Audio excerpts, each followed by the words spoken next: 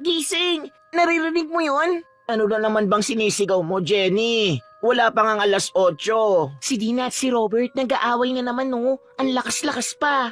Biglang tumayo si Divina mula sa pagkakahiga at hindi man lang nagsuklay ng buhok. Agad siyang sumilip sa bintana at sinundan ng anak na si Jenny na bitbit pa ang cellphone na gagamitin pang record. Sa tapat lang ng bahay nila, naririnig nila ang malakas na sigawan. Si Dina na galit habang nakaturo sa asawa niyang si Robert na nakahubad ng pang-itaas at halatang bagong gising. Hindi mo na naman ako binigyan ng pera kahapon. Anong akala mo? May stock ng bigas dito sa bahay? Anong gusto mo? Kabibigay ko lang ng 1 linggo ah. Ikaw nga itong hindi marunong mag-budget. Nagkatinginan sina Divina at Jenny. Parehong may ngiti sa labi nila. Talagang gusto nila ang mga ganitong klase ng eksena. Ayan na anak, part 2 ng teleserye. Ang kuripot at ang reklamadora. Ma, tara labas tayo. Sayang tong eksena. Baka may suntukan mamaya. Oo nga, kunwari nagwawalis ka. Ako naman nagtatapon ng basura. Nagkibit-balikat sila at sabay lumabas ng bahay na parang walang balak manood. Ngunit halatang gustong makialam. Si Jenny na hawak ang walis-tingting at nagwawalis-walis sa kalsada, subalit hindi naman lumilipat ng pwesto. Si Divina naman, nakatayo lang sa tabi ng poste. Nakapamewang at tuwing may malakas na sigaw ay napapalingon. Alam mo anak, kung ako si Robert, baka matagal ko nang iniwan niyang si Dina. Puro reklamo, wala namang trabaho. Tapos hindi pa marunong makisama. Araw-araw naririnig ko may tinatalak dyan. Kawawa si Kuya Robert, baka nagsisisi na yan sa pinakasalan niya. Habang patuloy ang sigawan ng mag-asawa, napadaan si Aling Berna. Dala niya ang bayong gulay. Napatigil ito sandali sa harap ni Divina. Aba, kayo na naman ang nasa labas kapag may gulo ah. Syempre Aling Berna, hindi pwedeng palampasin. Baka magkasakitan pa yung dalawa. Magkasakitan o makialam kayo ulit. Ay, grabe naman kayo Aling Berna. Concern lang kami. Umiling si Aling Berna at nagpatuloy sa paglalakad. Sa isip-isip niya, talagang napakapakialamera ng mag-ina. Ma, ang sungit ni Aling Berna. Akala mo naman santa. Hayaan mo yan. Matanda na kasi kaya siguro ganon. Nagpatuloy sila sa panonood ng gulo. Maya-maya, lumabas si Dina sa bahay. Umiiyak at may bit-bit na basahan. Dina, halika nga rito. Lumapit si Dina, halatang gusto ng kakampi. Aling Divina, ewan ko ba dyan sa asawa ko? Parang wala nang malasakit sa pamilya. Palagi na lang siya galit. Naku Ate Dina, baka may babae na yan. Pag ganyan na laging mainit ang ulo at madalas gusto mag-isa, may tinatago na yan. Tama si Jenny. Ako nga minsan nakita ko yan si Robert. Dumadaan sa kanto. May kasamang babae. Hindi ko lang kilala ha. Mukhang tagalabasan eh. Totoo ba yan, Aling Divina? Aba, hindi ko naman ugali ang mag-imbento, no? Pero kung ako sa'yo, maging mapanuri ka. Baka may ibang dahilan kaya laging wala sa bahay ang asawa mo. Baka nga. Alam mo, Ate Dina, huwag ka magpaloko. Kailangan marunong ka magtanggol sa sarili mo. Baka kaya tinitipid ng asawa mong perang binibigay sa'yo dahil baka sa iba niya ibinibigay. Tila nadagdagan ang galit ni Dina. Umalis siya at hindi na nagsalita. Ngunit halata sa lakad niya ang galit. Ayan, naisingit din natin. Malay natin, bukas may bagong eksena na naman. Magandang content yun, Ma. Yung asawa ni Dina baka magwala ulit. Mapapanood natin ang live. Tawa sila ng tawa. Sa kanila, laro lang ang lahat. Ang hindi nila alam, nagsimula na namang lumala ang gulo sa bahay ng mag-asawa. Kinabukasan, habang naglalabas si Jenny sa harap ng bahay, dumaan si Dina. Maputla ito at parang walang tulog. Ate Dina, okay ka lang ba? Yung eyebags mo, grabe. Si Kuya Robert ba ang dahilan? Nag-away na naman kayo? Ay naku, oo. Hindi ko na alam ang gagawin ko. Parang sinasadya niya lang akong galitin palagi. Maya-maya lang, bigla namang lumabas si Divina at nakisali sa usapan ng anak at ni Dina. Alam mo, Dina, minsan pag ang lalaki tahimik, May tinatago yan. Baka nga talagang may kabit yan. Dapat suriin mo. Baka nga yung nakita nating babae, ma. Yung naka-pink na blouse na kasabay niya sa tricycle. Pink? Kailan yon? Mga 1 linggo na siguro. Akala ko nga pinsan niya eh. Pero hindi ko naman kilala sa mukha. Sa malapit lang siguro dito nakatira. Ay, hindi ko alam kung maniniwala ako dyan. Eh, hindi mo naman kailangan maniwala agad. Pero kung ako sa'yo, bantayan mo. Baka mamaya ikaw na lang ang hindi nakakaalam. Sige, salamat ha. Kahit papano may nagsasabi sa akin. Wala yun, Dina. Nandito lang kami. Alam mo naman, kapitbahay ka namin. Gusto lang naming makatulong. Ngumiti si Dina at nagpaalam. Nang makalayo ito ay napangisi ulit si Jenny. Ma, tingin mo maniniwala siya? Eh, syempre, wala nang mas sweet sa mga taong gusto ng kakampi. Tingnan mo, mamayang gabi baka mag-away na naman yan. Ang saya! Maganda tayo ng kape, ma. Sumapit ang gabi, tahimik ang buong kalsada, hanggang biglang sumigaw si Dina. Robert, aminin mo na! Sino yung babae mo, ha? Ano na naman kalokohan yan? Dahil sa narinig ay lumabas ang mag-ina, dala ang bangkito. Parang excited manood ng pelikula. Ay, eto na naman, round 2. Ma, ako na magre-record para may patunay tayo kung sakali magkasakitan. Narinig nilang nagbagsakan ng gamit sa loob ng bahay ni Nadina. Lumabas si Robert na galit at hawak ang cellphone. Alam mo, Dina, nakakatawa ka. Paniwalang-paniwala ka sa sabi-sabi ng mga sawsawera mong kapitbahay. Napatingin si Divina at nagkunwaring inosente. Oh, bakit kami nadamay dyan? Nag-aalala lang kami sa inyo tapos kami pa ang masama? Kayo nga itong lagi nakikialam eh. Lahat na lang ng problema namin, pinapalala nyo. Teka, grabe ka naman, Kuya Robert. Concern lang kami, ha? Concern? Eh kung manahimik na lang kayo, puro kay dakdak, mga wala silbi. Pagkasabi nun, bigla nitong tinadyakan ng pinto at umalis. Sumakay sa motor at tuluyang umalis ng bahay. Naiwan si Dina na umiiyak. Tahimik ang buong paligid. Ang mga kapitbahay ay pasimpleng sumisilip mula sa bintana. Lumapit naman si Divina kay Dina. Nako, Dina, hayaan mo na. Ganyan talaga ang lalaki. Kapag may tinatago, ganyan ang ugali. Ang mahalaga, may kakampi ka rito. Tsaka huwag ka na maghabol. Baka lalong lumaki ang ulo. Magpahinga ka muna. Tumango si Dina na humahagulgol pa rin. Pagbalik nila sa bahay ay tuwang-tuwa pa si Jenny.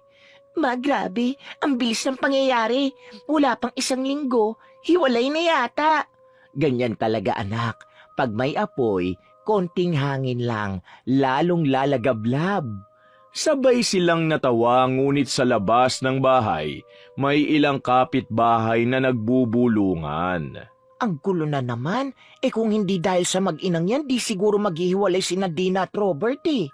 Tama, lahat ng problema dito may kinalaman talaga sila. Hindi alam ng mag-inang Divina at Jenny na habang aliw na aliw sila sa kape at kwento, unti-unti na ring nabubuo sa isip ng mga tao sa baryo ang bagong tsismis. Ang sawsawerang mag-ina na walang ibang ginawa kundi ang manghimasok sa buhay ng iba. Nang sumunod na araw, mainit na naman ang umaga sa baryo. Sa may sari-sari store ni Aling Mila, halos lahat ng kababaihan ay nagsisiksikan, nag-aabang ng bagong tsismis. Hindi na bago na tuwing may balita tungkol sa away o hiwalayan, si Divina ang unang lalabas ng bahay na parang reporter ng kanto. Bit-bit niya ang pamaypay, suot ang lumang duster na may mantsa ng kape. Sa likuran naman niya ay si Jenny, nakasuot ng maigsing shorts at hawak ang cellphone at handa kung sakaling may makabuluhang eksena. Habang nagkukumpulan ng mga tao sa tindahan, napangiti si Divina. Alam niyang pinag-uusapan pa rin ng mag-asawang sina Dina at Robert na ilang araw nang hindi nakikitang magkasama. Aba anak, sikat na sikat pala tayo. Lahat sila tungkol pa rin kay Dina ang usapan. Syempre ma, kung wala tayo, wala silang alam. Parang tayo na nga ang news anchor dito eh. Tawa sila ng tawa at parang proud pa sa ginagawa nila. Samantalang ang ibang kapitbahay ay pasimpleng nagkakatinginan at halatang umiiwas. Hindi man nagsasalita ng malakas ay ramdam ni Divina ang mga bulungan sa paligid. Alam niyang siya ang paksa ngunit imbis na mahiya, mas lalo pang lumalakas ang kanyang loob. Hayaan mo sila, Jenny. Naiinggit lang yung mga yan. Wala kasing pumapansin sa kanila kaya kung makatingnay parang may utang tayo. Tama. At saka kung ayaw nilang pinag-uusapan, di wag mag-away sa harap ng bahay natin. Magkaharap silang umupo sa bangketa habang nagkakape. Ilang minuto pa lang ay may dumaan na namang bagong tsismis. Sa kabilang kanto raw, nag-aaway din ang mag-asawang si Temyong at Lisa dahil sa pera. Hindi pa man natatapos ang balita ay napangiti na si Divina. Aba, parang may bagong episode na naman. Tara anak, tignan natin. Malay mo, mas maganda to kaysa sa kahapon. Ma, huwag ka naman masyado magpahalata. Kunwari bibili lang tayo ng suka kay Aling Mila. Agad silang lumakad ngunit sa bawat hakbang ay halata ang pananabik sa kanilang mukha. Nang marating nila ang bahay ni Temyong, maririnig ang kalabugan sa loob, mga pinggang nahuhulog at kung ano-ano pa. Ito na nga bang sinasabi ko eh, kapag ang lalaki kuripot, laging problema sa perang kinauuwian. Baka may iba pa rin yan, ma. Gaya ni Robert, pare-pareho lang yung mga lalaki. Kaya nga ako ayaw ko pa maghanap ng lalaki. Sayang oras. Hay nako, maghanap ka muna ng trabaho bago ka magkaroon ng lalaki. Mama naman, alam mo namang nakakapagod magtrabaho eh. Sus, sabihin mo, tamad ka lang. Ay, wag na nga sa akin ang usapan. Makinig na lang tayo sa away nila. Habang abala silang nagmamasid, napansin ni Jenny ang ilang kapitbahay na pasimpleng nakasilip din sa bintana. Ngunit kakaiba, sa halip na makialam din, tila iniiwasan na silang tingnan. Parang may takot o pagkairita. Pagbalik nila sa tindahan, sinimulan na ni Jenny ang pagkukwento. Hindi pa man natatapos ay pinalobo na ni Divina ang mga detalye. Naku anak, sabihin mo, nakita mo mismo. Si Lisa umiiyak, si Temyong galit na galit. Baka nga may kabit din yan eh. Ganyan na ganyan si Robert noon. Sigurado yan, parang may pattern may. Puro lalaki ang may kasalanan. Kinagabihan, habang nagluluto si Divina ay napansin niya na may mga batang naglalaro sa labas na pabulong na tinuturo ang bahay nila. Hindi niya yun pinansin. Ngunit pagkalipas ng ilang araw, dumating si Liza na galit na galit. Hindi ito kinausap ni Divina ng diretsyo. Inilihis niya ang usapan. Subalit alam na ng lahat kung saan nagsimula ang tsismis at sa unang pagkakataon, si Divina ay tinabla ng hiya. Hindi nga lang halata. Anak, yung Lisa na yun parang gusto ko sigawan kanina. Kung makatingin, akala mo sinaktan ko siya. Totoo naman yung sinabi mo, ma. Pero anak, minsan gusto kong sabunutan yung mga yan. Akala mo kung sino? Kung hindi dahil sa atin, hindi nila malalaman ang totoo. Mula sa tapat ng bahay nila, napadaan si Aling Berna. Dala ang basket ng gulay at isang supot ng asin. Tahimik lang ang matanda ngunit seryosong nakatingin sa mag-ina. Oh, ayun na naman si Aling Berna. Para bang laging naninita pag dumadaan. Ewan ko ba, ma? Akala mo kung sino malinis? Yung mga damit nga niya laging amoy insenso. Nang lumapit si Aling Berna, saglit siyang ngumiti ngunit malamig. Divina, minsan ang tahimik ay mas ligtas. Hindi lahat ng naririnig ay kailangang ikwento. Bakit naman ho? Nagpapakatotoo lang kami. Hindi naman kasalanan na magsabi ng totoo, di ba? Ang totoo kung minsan nakakasugat din. Tinitigan ni Jenny si Aling Berna mula ulo hanggang paa. Halatang hindi niya gusto ang tono ng matanda. kung ayaw nyo ng ingay, huwag kayong lumapit sa amin. Hindi naman po kayo kasama sa usapan eh. Umiling si Aling Berna at nagpatuloy sa paglalakad. Subalit bago tuluyang makaalis, nagsalita pa ito ng malamig ang boses. Balang araw, makikita ninyo kung saan kayo dadalhin ng mga dila ninyo. Pag-alis ng matanda, nagtawanan pa ang mag-ina. Naku ma, akala mo kung sino, parang mangkukulam kung magsalita. Oo nga, kung makatingin parang may binubulong na sumpa eh. Baka nga pinaglalaruan na ng hangin ang utak niyan. Kinagabihan, habang naglalaba si Jenny ay naisipan niyang i-post sa social media ang kuha niyang video ng matandang si Aling Berna. Yung eksenang parang naninita ito sa kanila. Nilagyan pa niya ng caption na, "Pag dumaan si Aling Kulam sa tapat mo, tumahimik ka na lang at baka isumpa ka." Sa mga sumunod na araw, naging usap-usapan sa buong barangay ang post na yon. May mga tumatawa, ngunit mas marami ang nagtaas ng kilay. May ilan pa ngang lumapit kay Aling Berna para humingi ng tawad sa ngalan ng mag-ina. Nang marinig yun ni Divina ay lalo siyang nainis. Tingnan mo yung mga taong yan. Wala naman tayong ginagawang masama. Tayo pang naging masama ngayon. Kasi ma, walang sense of humor. Tsaka totoo naman, parang mangkukulam talaga yung itsura ni Aling Berna. Susaya mo na. Ganyan talaga. Kapag sikat ka, maraming naiinggit. Ngunit paglipas ng ilang araw, napansin nila na halos walang bumabati sa kanila sa kalsada. Kapag bumibili si Jenny sa tindahan ay tila ayaw siyang asikasuhin ni Aling Mila.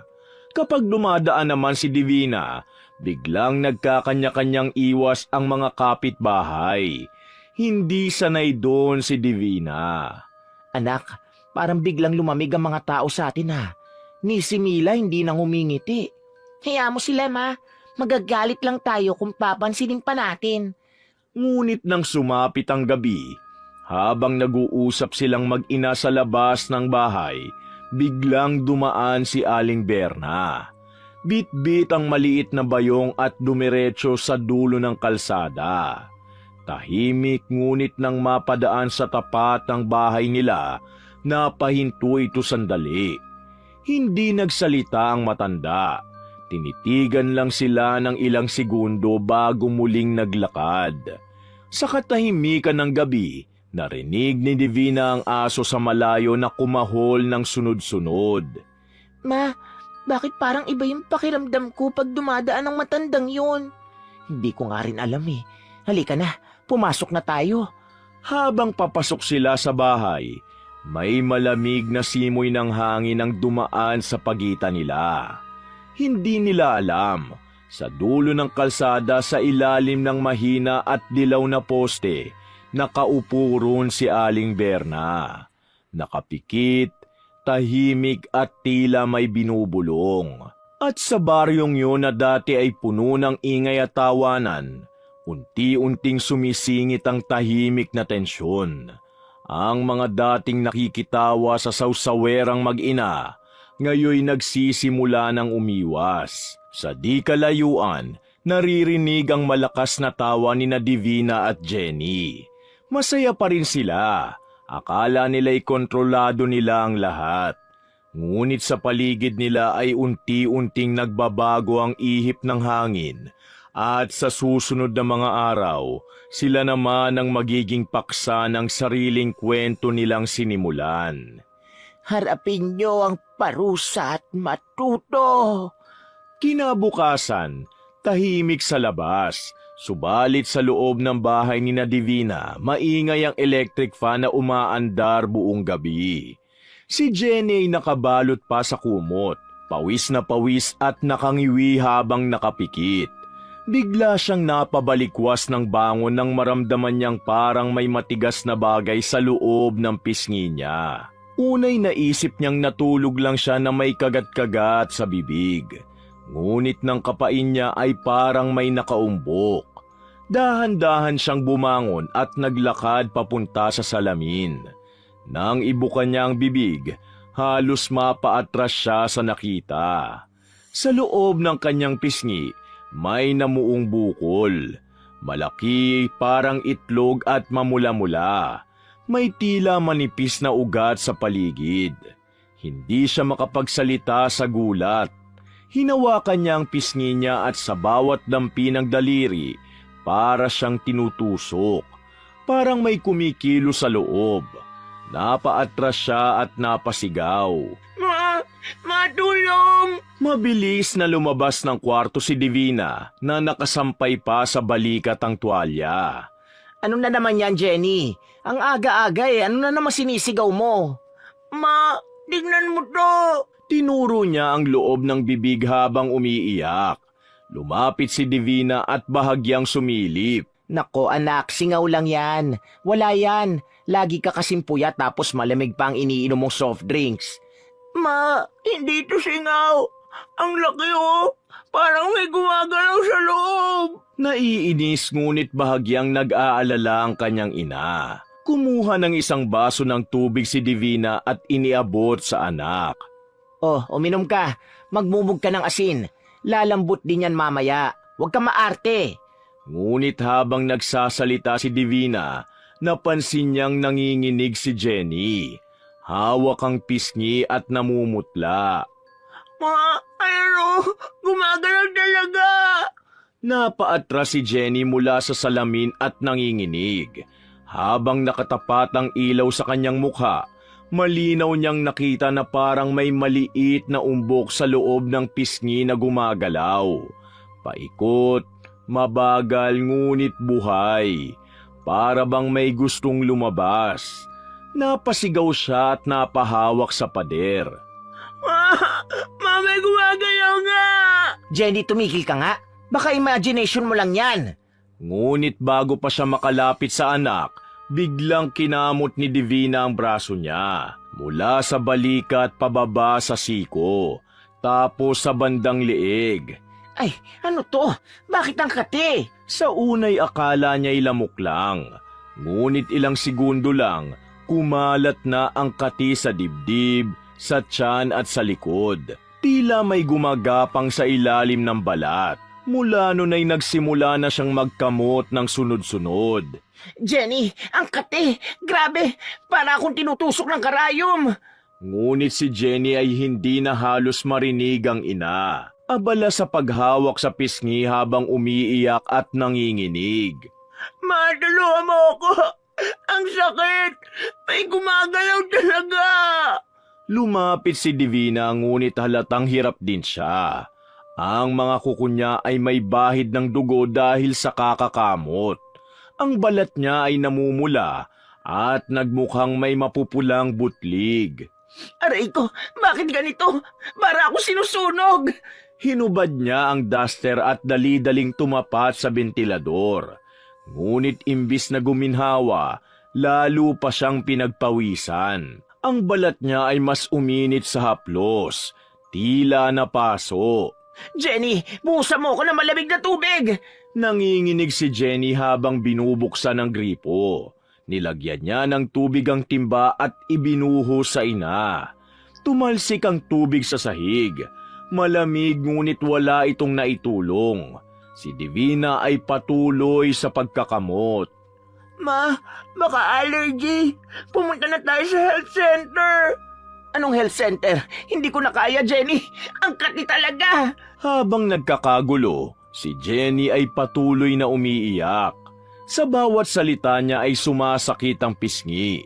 Tila may bumubundol mula sa loob.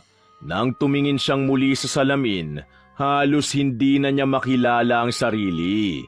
Namagana ang isang bahagi ng pisngi at ang mga gilid ng labi ay namumula. Baka may nakapasok sa loob ko. Huwag ka magsalita ng ganyan. Sinabi na ngang singaw lang yan eh. Ngunit habang nagsasalita si Divina, napansin ni Jenny na pati leeg ng ina ay namamagana. Ang mga ugat nito ay tila lumalabas na sa balat. Yung leeg mo! Ano pa? Tumingin si Divina sa salamin at doon siya napahinto. Ang leeg niya ay may mapupulang pantal na parang sunog, at sa gitna may maliit na butlig na kumikintab. Tila may pawis ngunit hindi ganon kundi parang likido.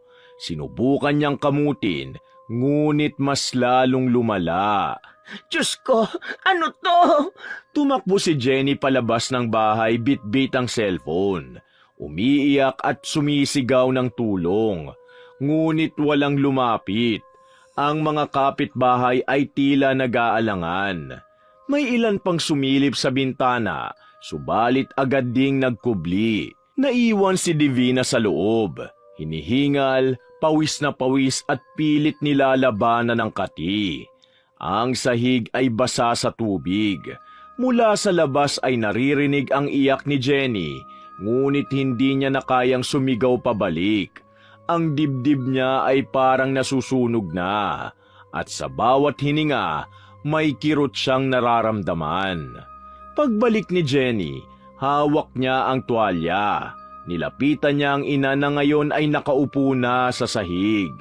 Ma, pumunta na tayo sa doktor. Sige na. Hindi ako makalakad. Sobrang kati talaga ng buong katawan ko, anak. Lumapit si Jenny upang tulungan siya, ngunit napasigaw din siya sa hapdi. Nang mahawakan niya ang braso ng ina ay parang mainit. Tila humahaplos siya sa kumukulong tubig. Ma, ang init mo. Hindi ko alam. Parang niluluto ako. Ang hangin sa bahay ay mabaho. Tila amoy pawis na luma at tubig na may kalawang. Sa paligid ay tahimik ang mga kapitbahay at walang gustong lumapit. Lumipas ang ilang minuto, parehong hingalang mag-ina.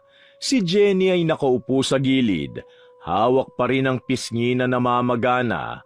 Si Divina naman ay nakasandal sa pader, patuloy sa pagkakamot. Hanggang sa halos wala nang matirang makinis na balat sa braso. Jenny, baka naman may nakain tayong bawal. Mawala. Wala tayong kinain kundi kanin lang at sardinas. O di kaya, baka yung post mo kay Aling Berna. Baka. Hindi natuloy ni Divina ang sasabihin. Napatingin siya sa labas mula sa maliit na bintanang nakabukas. Napansin niya na may dumaan sa labas na anino ng babae. Ngunit hindi niya nakita ng malinaw. Tumigil lang siya sa pagkamot at napakapit sa dibdib. Ma, anong tinitignan mo? Wala. Parang may dumaan lang. Nagkatinginan silang mag-ina. Walang imikan at parehong pawisan. Parehong nanginginig. Sa katahimikan ng tanghali, naririnig nila ang mahinang ugong ng bentilador. Makalipas ang ilang minuto, unti-unting humupa ang kating nararamdaman ni Divina. Nanginginig pa rin siya ngunit mas nakakagalaw na. Si Jenny naman, patuloy na hinahaplos ang pisngi niya at pilit na pinapakalma ang sarili. Ma, gusto ko na magpatingin. Oo, bukas na lang anak. Magpahinga ka muna ngayon. Ngunit kahit sinubukan nilang itulog ang nangyari, hindi sila mapakali. Si Jenny ay nakahiga ngunit gising. Pinakikinggan ang bawat galaw sa loob ng pisngi niya. Parang may kumikiskis, parang maliliit na tunog na hindi niya maipaliwanag. Sa kabilang kama, si Divina ay patuloy sa pagkamot ng braso. Hanggang sa sumapit ang gabi, bumalik ang kati at mas matindi kaysa kanina. Nang buksan niya ang ilaw ay nakita niyang may maliliit na butlig na parang nabubuksan isa-isa. At sa bawat bukol, lumalabas ang malinaw na likido. Diyos ko, anong nangyayari sa amin? Hindi niya namalayan. Si Jenny ay tahimik na umiiyak sa gilid ng kama. Hawak pa rin ang pisngi at nakanganga. Sa salamin sa tapat nila, makikita ang pangingitim ng bukol sa loob ng bibig ng dalaga na parang hinog na prutas na handa ng pumutok. At sa labas ng bahay sa di kalayuan, Mula sa madilim na kanto ay may anino ng matanda na saglit na huminto at tumingin sa bahay ni na Divina. At muli itong naglakad palayo. Sa loob, tanging mga ungol at hikbi ng mag-ina ang maririnig habang ang gabi ay unti-unti nang lumalalim. Kasabay ito ng mga sakit na hindi na nila maipaliwanag. Kinabukasan, tahimik ang buong baryo. Wala na ang dating ingay ng mag-ina. Sa halip, maririnig lang ang hampas ng hangin at huni ng ibon. Magdamag silang hindi nakatulog. Sa unang pagkakataon, si Divina ay di naglabas ng tsismis. Si Jenny naman, halos hindi makatingin sa sarili sa salamin. Takot na muling makita ang bukol. Sa pagitan ng takot at pagod, nagpasya silang puntahan si Aling Berna. Hindi dahil gusto nilang manisi, kundi dahil gusto na nilang maintindihan kung bakit nangyari sa kanila yon at alam nilang may kinalaman ang matanda. Sa paglalakad nila sa kalsadang dati puno ng tsismisan, ramdam nila ang mga matang nakatingin. Ngunit ngayon ay walang halong takot, kundi puro awa at pag-iintindi. At sa dulo ng kalsada, sa ilalim ng puno ng mangga, naroon si Aling Berna, nakaupo at parang naghihintay. Aling Berna, pwede ka ba naming makausap? Halina kayo. Alam kong darating din ang araw na ito. Aling Berna, baka may alam kayo sa nangyayari sa amin. Patawarin niyo na po kami. Pasensya na po kung naging masama kami sa inyo. Hindi po namin alam na nakakasakit na kami sa kapwa. Hindi lahat ng nangyayari ay para parusahan ng tao. Minsan, pinapaalala lang ng tadhana kung gaano kabigat ang mga salitang binibitiwan natin. Totoo po pala, Aling Berna. Baka nga po may kasalanan kami. Simula na makialam kami sa buhay ng may buhay, hindi na kami tinigilan ng takot. Ang salita ay parang apoy, Divina. Kapag inihipan mo ng walang direksyon, baka sa'yo rin bumalik ang init. Pero, bakit po sa amin nangyari yun? Hindi naman namin gustong manakit. Gusto lang namin makisakay sa balita. At sa pagnanais niyong makisabay, nakalimutan niyong makiramdam.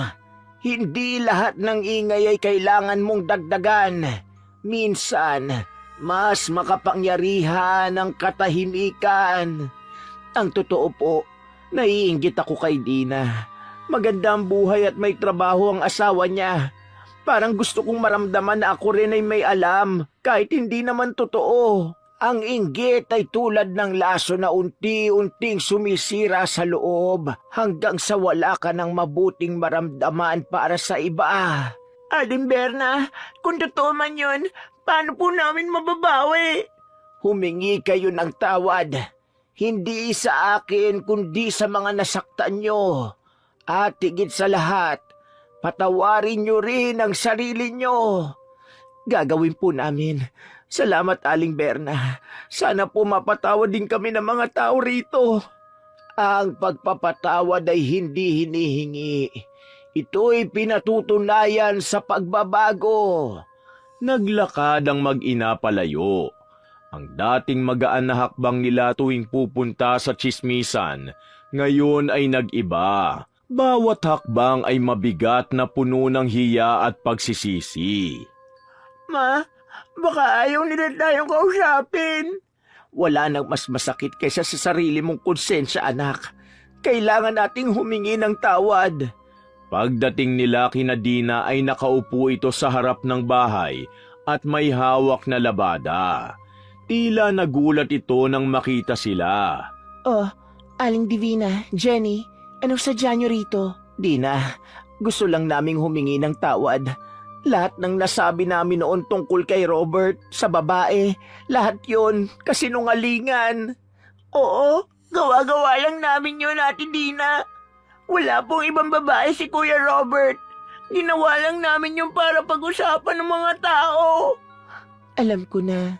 Pero ang sakit, Aling Divina. Yung tiwala, hindi yun basta na ibabalik.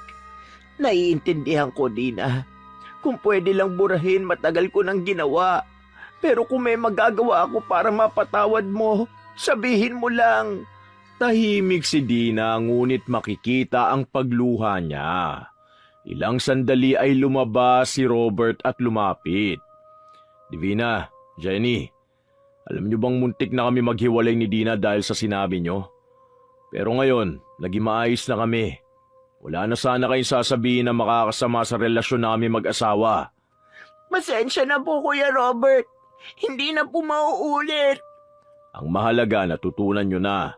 Hindi lahat na nakikita ay totoo. Hindi lahat ng tahimik may tinatago. Robert, tama na. Patawarin na natin sila. Wala na ring saysay ang galit. Sige, pero sana ito na ang huli. Maraming salamat. Maraming salamat. Tahimik silang apat. Si Jenny ay lumapit kay Dina at niyakap ito. Si Divina naman ay lumingon sa paligid. Sa mga kapitbahay na alam niyang nagmamasid lang. Ang mga dating nakikitawa sa kanila, ngayoy saksi sa tunay nilang paghingi ng tawad. Ma, parang ang gaan sa pakiramdam. Oo, anak. Minsan, kailangan mo munang masaktan bago mo maramdaman kung ano ang tama. Alam mo, Aling Divina, mas mabuti ng tahimik ang buhay. Walang intriga, pero may kapayapaan. Tama ka. Ngayon ko lang naintindihan na hindi pala kailangan na alam mo ang lahat para maramdaman mong may halaga ka. Tumawa sila ng mahina. Sa di kalayuan, napansin nilang dumadaan si Aling Berna na nakangiti lang. Tumango ito at saka tumalikod. Parang tanda ng pagpapatawad.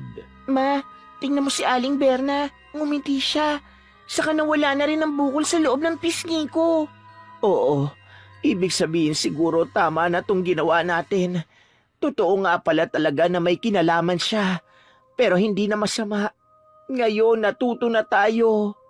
Ma? Simula ngayon, promise, hindi na ako makikialam sa buhay ng may buhay. Mabuti, kasi sa huli anak, walang masamang balita kung walang magpapakalat. Ang salita ay may bigat na maaaring makasira, ngunit maaari ring magturo. Sa baryong minsang binalot ng tsismis, natutunan ni Divina at Jenny na ang pakikialam sa buhay ng iba ay hindi nagpapabuti ng sarili. Ang tunay na kabaitan ay nasa tahimik na paggalang sa buhay ng kapwa. At mula noon, sa kanto ng baryo, ang dati pinagmumula ng tsismis, ngayon siya ng pinagmumulan ng katahimikan at respeto. Wakas!